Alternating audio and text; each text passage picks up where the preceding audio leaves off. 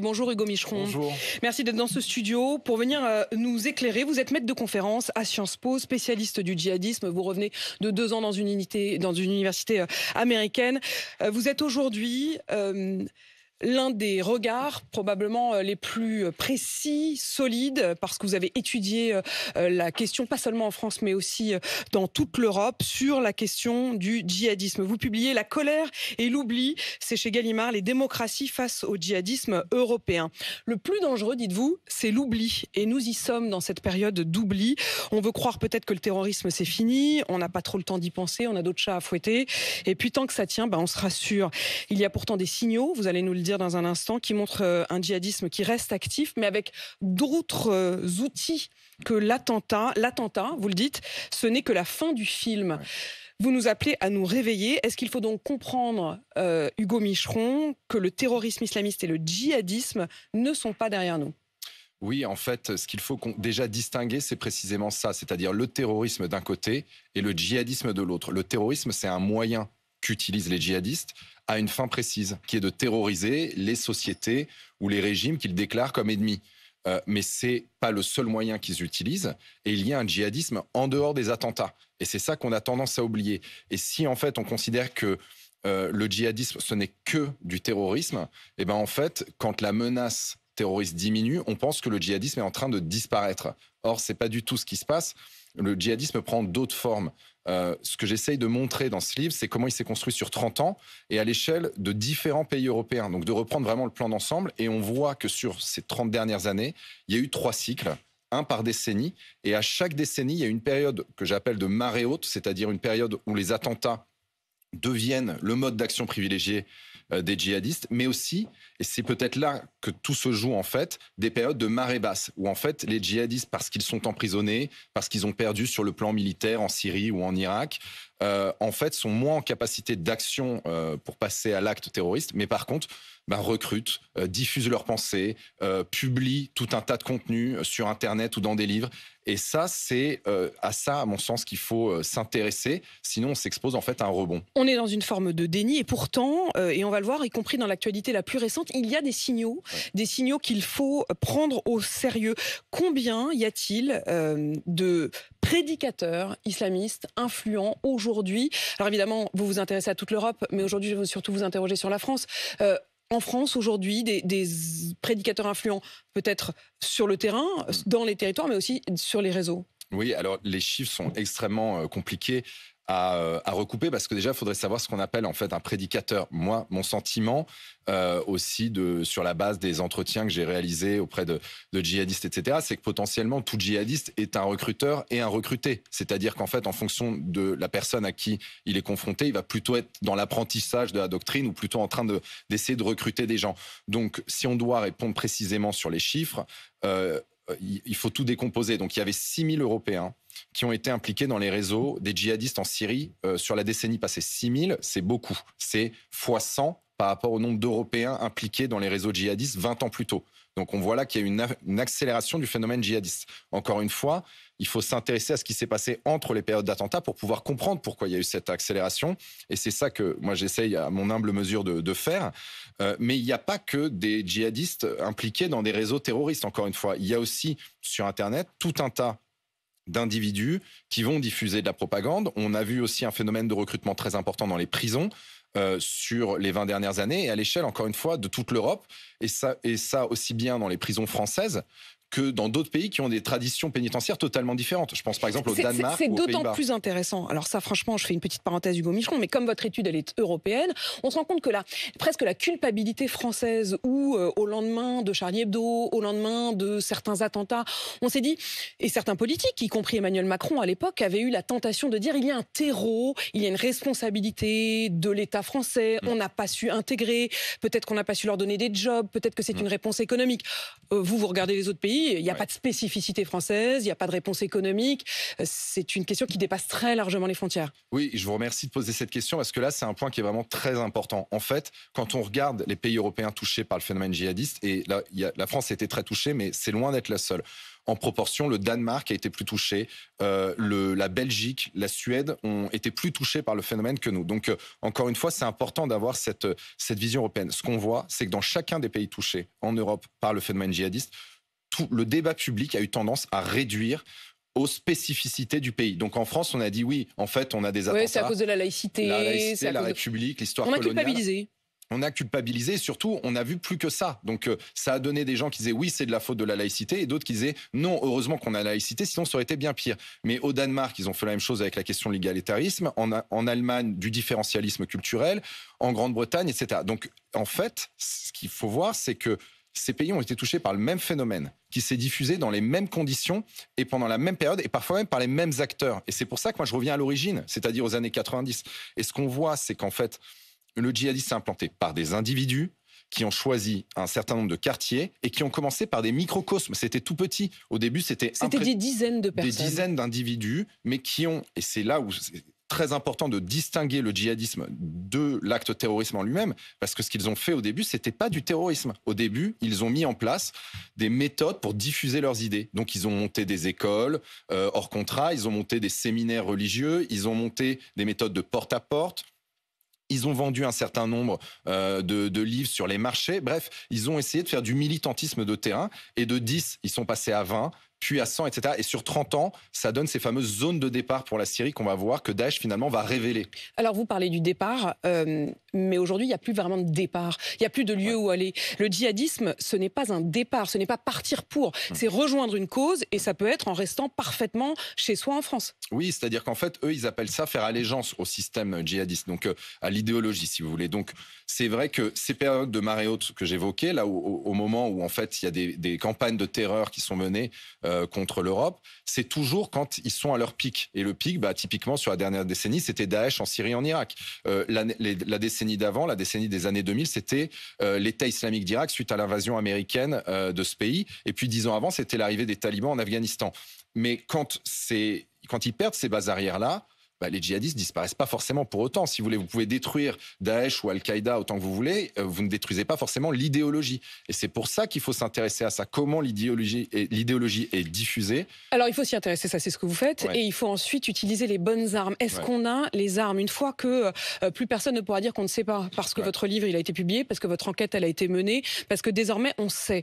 Une fois qu'on sait, qu'est-ce qu'on fait quand on voit, par exemple, qu'il y a eu cette expulsion honnêtement ratée de l'imam Iqiyoussen l'été dernier, qui finalement a fini par partir en Belgique. Enfin, c'était un fiasco total. Quand on voit que certaines écoles coraniques radicalisées ont été identifiées, mais qu'on a tant de mal à les fermer, ou alors qu'elles renaissent de leurs cendres différemment sous d'autres appellations. Est-ce qu'on a les armes ? Oui, en fait, on a les armes. C'est très important de comprendre qu'on a les armes, mais à condition de s'y intéresser. Est-ce qu'on les utilise alors, peut-être ? C'est ça la question. En fait, il faut ni sous-estimer le djihadisme, ni sous-estimer la capacité des démocraties à répondre. Si on regarde les premiers djihadistes dans les années 90, quand ils s'implantent par exemple à Londres ou à Bruxelles, à Molenbeek, etc., ils méprisent totalement la démocratie. Ils sont persuadés qu'ils vont réussir à la subvertir de l'intérieur. La réalité, c'est qu'après le 11 septembre, la plupart d'entre eux terminent en prison. Et donc, il y a eu une forte réaction. Mais le problème, c'est qu'il a fallu attendre des attentats.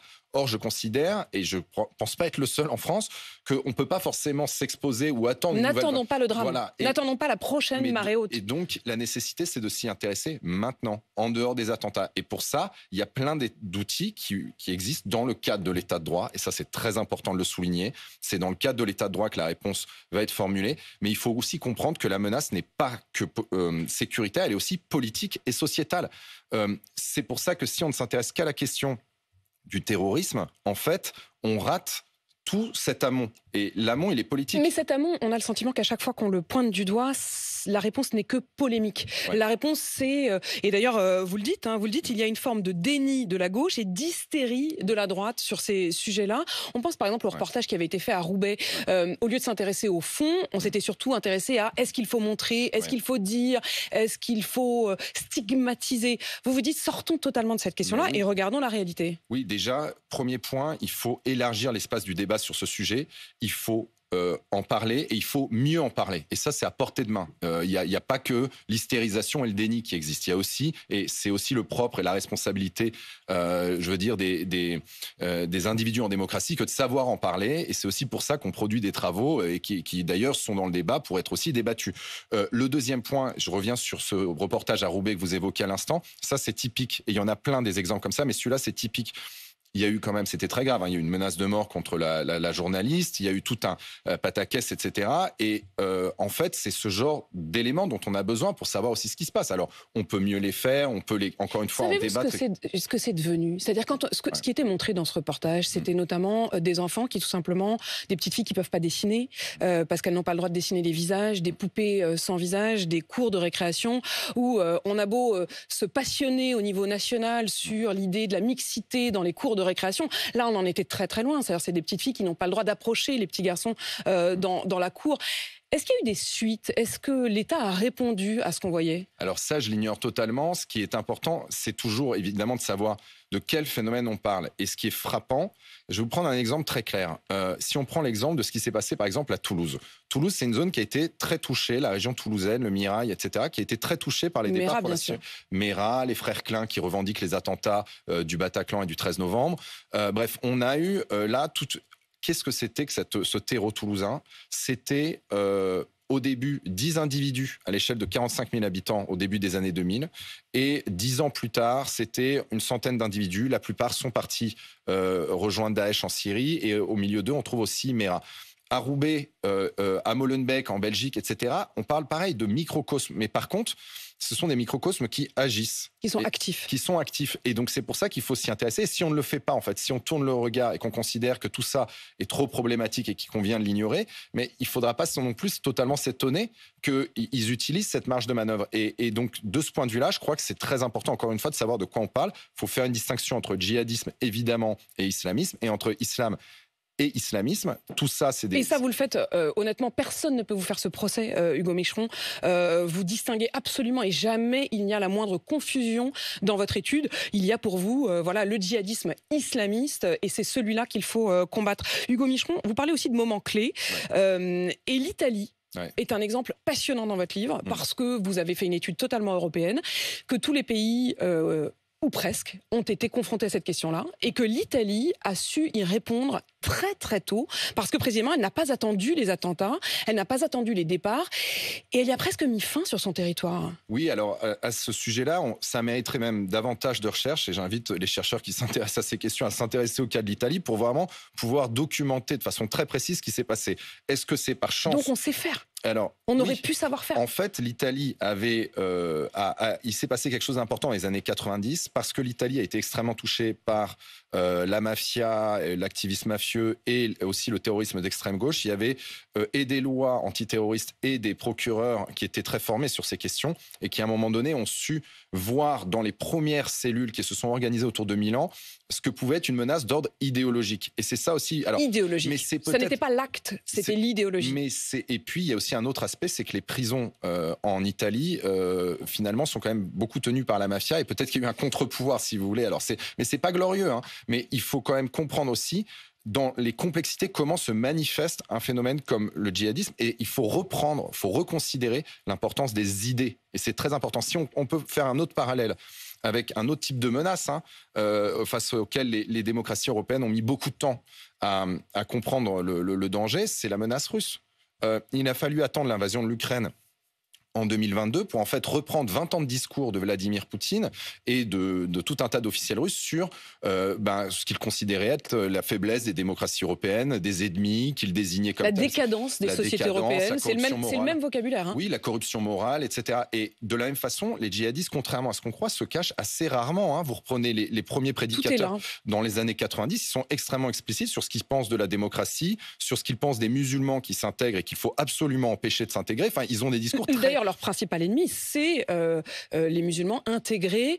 C'est l'altérité. C'est tout ce qui n'est pas eux. Et donc, en fait, si on comprend... Ce qui est terrible, hein, quand on vous écoute, c'est que ce que vous nous dites avec le parallèle avec l'Ukraine et la Russie, c'est qu'au fond, vous nous dites, si on ne se réveille pas tout de suite, on peut arriver au même genre de catastrophe et à des guerres aussi immenses, totales, que ce qui arrive en ce moment. Hein. Alors, c'est très dur de prédire, évidemment, l'avenir. Il ne s'agit pas de le faire. Mais c'est vrai que si on regarde les dynamiques sur les 30 dernières années et qu'on ne s'en préoccupe pas, les mêmes causes risquent de produire les mêmes effets. Donc, c'est pour ça qu'il ne faut pas attendre les conditions du réveil. Il faut aussi avoir cette maturité politique pour se saisir de ces enjeux et considérer, sans hystérie mais sans déni, que là, c'est de l'ordre du politique et donc du débat public. Vous dites, l'important, c'est aussi les idées et de pouvoir débattre. Il y a eu, évidemment, vous l'avez vu, ce qui s'est passé avec la Sorbonne, cette chercheuse, Florence Bergo-Blackler, qui est chercheuse au CNRS, qui a publié un livre sur les frères musulmans et sur leur entrisme dans la société française. Elle devait tenir une conférence demain soir à la Sorbonne et ça a été suspendu. Je voudrais qu'on l'écoute. Ce qui se passe derrière cette affaire, c'est à la fois de la cancel culture, à la fois la mobilisation de l'extrême gauche et la volonté de taire le problème de l'islamisme, qui est un problème très ancien. Maintenant, ça fait quand même 30 ans que je l'étudie et qui a pris des proportions absolument dramatiques. Je ne confonds pas l'islamisme et l'islam. L'islamisme, c'est d'abord les musulmans qui en subissent la pression et ensuite ça s'étend, et c'est ce que j'ai montré dans ce livre, à toute la société, à notre espace mental. Vous dites, le plus dangereux, c'est l'oubli. Là, c'est même le silence. Oui, alors je laisse la teneur politique des propos de Florence. Elle a sa propre opinion de ce qui s'est passé. Ce qui est sûr, c'est qu'on parle quand même de quelqu'un qui est menacé de mort. Ça, je veux dire, sur le principe, je pense qu'on peut tous s'accorder pour dire que c'est inadmissible qu'un chercheur, une chercheure au CNRS soit menacé de mort dans l'exercice de ses fonctions. Ça me semble hallucinant. Et surtout en 2023, après Samuel Paty, etc. Et ça encore, il ne faut pas faire preuve de faiblesse. Ce n'est pas normal, en fait. C'est le premier point. Le deuxième point, c'est cette annulation. Alors depuis, si j'ai retrouvé une date, ça serait en juin. Ça a été reprogrammé, c'est aussi important de le dire, mais le problème, c'est qu'on est dû passer par cet événement. Est-ce que c'est du relativisme ? Est-ce que c'est finalement ne pas comprendre quels sont les enjeux ? Sur le fond, on va dire que le mal est réparé. Sur le symbole, c'est quand même très fâcheux. Il y a une forme de lâcheté aujourd'hui ? Ou de déni? Écoutez, c'est vraiment très dur. Ou de refus? Sincèrement, oui, le déni, c'est sûr que ça existe, et de même que l'hystérisation. Moi, tout ce que je pense, c'est qu'on doit créer un espace central où on puisse parler de ces enjeux sereinement, sans compromis avec les faits, mais sans non plus basculer forcément dans la politisation à outrance. Mais pour autant... il faut pas non plus, il faut voir aussi que ce sont des enjeux qui sont complexes. Je sais pas en l'état ce qui s'est passé au niveau de la Sorbonne, etc. Mais tout le monde n'a pas la même approche, tout le monde n'a pas la bonne approche spontanément, parce que tout le monde ne connaît pas forcément le phénomène. Et donc la prudence parfois amène à prendre des mauvaises décisions.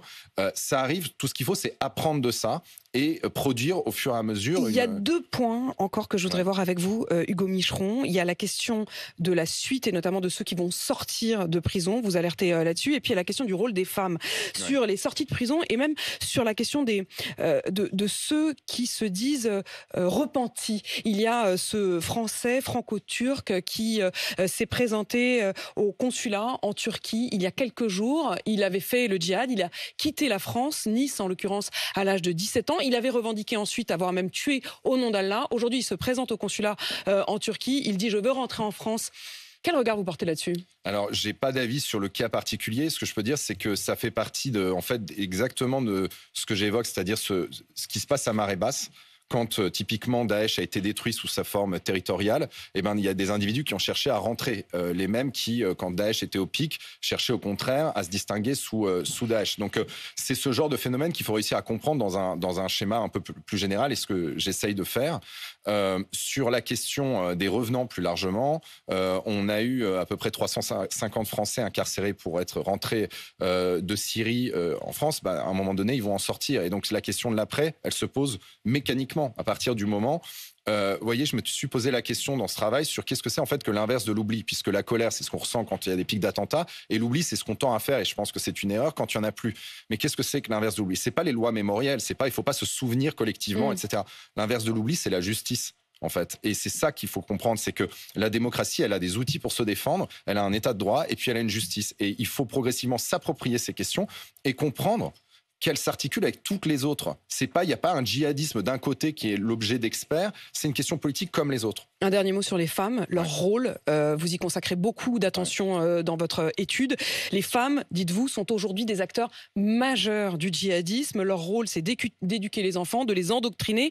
Et au fond, elles font passer le djihadisme dans le temps long, c'est-à-dire qu'elles se projettent et elles projettent le djihadisme sur les générations à venir.